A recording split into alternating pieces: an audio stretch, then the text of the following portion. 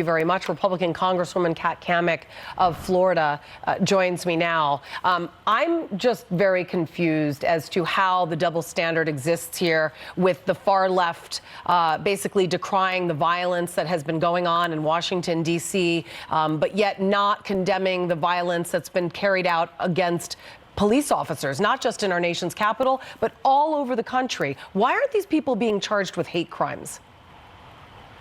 Well, good to see you, Julie. And I've been asking the exact same question.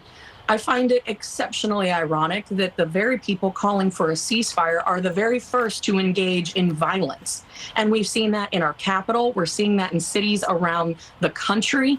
And I just cannot wrap my head around how people are so obtuse that they cannot bring themselves to recognize the 200+ hostages, the atrocities that have taken place in Israel. And yet they want to, at the same time, for calling for a genocide of an entire nation from the river to the sea, want to turn around and try to pull at the heartstrings of individuals like myself and other leaders who are really doing what we should be all doing, which is standing with our friends and ally Israel and peacefully expressing opinions. But as we saw in Washington a couple of nights ago on Capitol Hill, violence is their answer, and they are absolutely hypocrites for their actions and cowards to boot, because they all cover their faces. It's a shame, and we have to call it out at every turn. I want to talk about this map that was posted last night and since deleted, not by their will, but of course social media stepped in, as they should.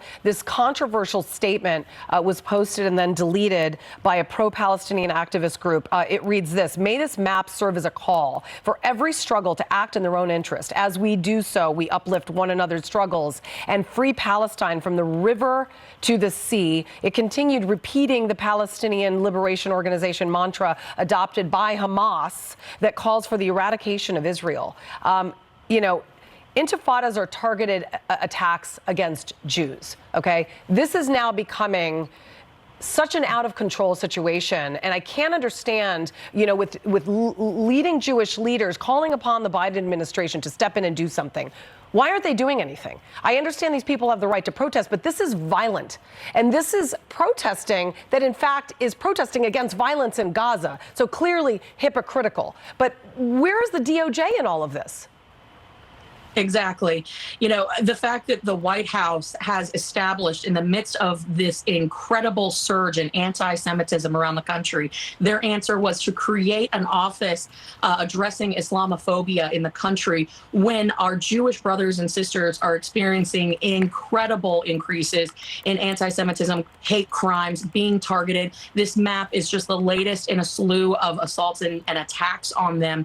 And again, where is the Biden White House? We had over 200,000 peaceful people in our nation's capital standing in solidarity with Israel. Not a single incident and not a single word out of the White House. They sent an envoy, but not the vice president, not the president. There was nobody. And it's just a shame. Today, in my office in Gainesville, Florida, we're going to have pro-Hamas protesters at my office. Their goal is to intimidate. Their goal is to really disrupt our way of life. I want to talk about your office. And speaking of the White House, President Biden thanked the officers who faced down those violent protesters outside the Democratic Party headquarters Wednesday. Listen.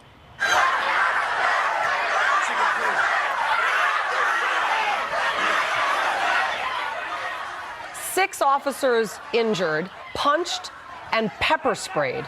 Capitol Hill on lockdown. You can see the video on the screen. You can hear the screaming and the absolute chaos. But one of the groups behind the demonstration says this, and I quote, "Our protest was non-violent. Capitol Police brutally attacked us with no warning."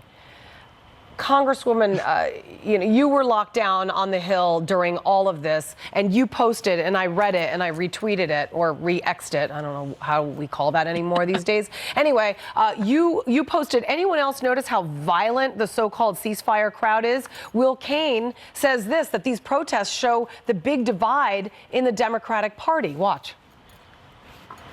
The left has adopted the oppressor-oppressed mindset. They see the Palestinians as the oppressed. And so when you see those people outside the DNC, they're not there in front of Republican congressmen who they've already written off. They're there after their own side, who they feel like has betrayed them philosophically. House Democratic leadership, meantime, has condemned the violence, but crickets from the far left squad. And that is the problem here. First of all, yes, the Democratic Party has condemned the violence in Washington, D.C. The far left squad is not condemning the violence that I just spoke about earlier against these officers. A woman, a female police officer, was punched in the face. Not a word from these so-called women from the far left who are decrying violence on January 6th. But then when this happens, not a word. No, Julie. I mean, and as the wife of a first responder, my husband is a firefighter and a SWAT medic. I just get so it hurts my heart, my soul, seeing what these officers, seeing what these first responders go through and trying to manage and respond to these incidents. And for that group to say that they were peaceful, that's a bunch of horse crap.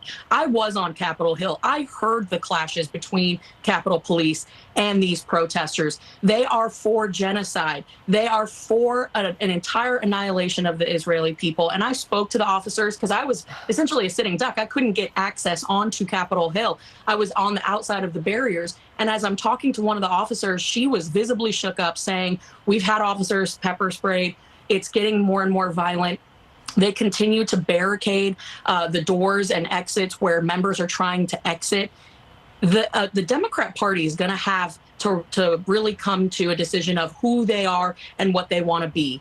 They have situational ethics, as far as I'm concerned. They'll only condemn violence when it's against key groups. Yeah. But when it comes to carte blanche of condemning violence and hate speech, they're very selective. Yeah. So they've got some things they've got to work out, but I think that they're having an identity crisis. And our Vice President Kamala Harris, when she finally addressed the issue while condemning the anti-Semitism in this country, the White House did, she comes out and develops a strategy for defeating Islamophobia, which, if you look at all the pro-Israel rallies, they are peaceful. The other side, not so much. And the White House seems to turn a blind eye to that. Congresswoman Cammack, thank you very much for talking to us. Thanks, Julie. Happy Thanksgiving. You too.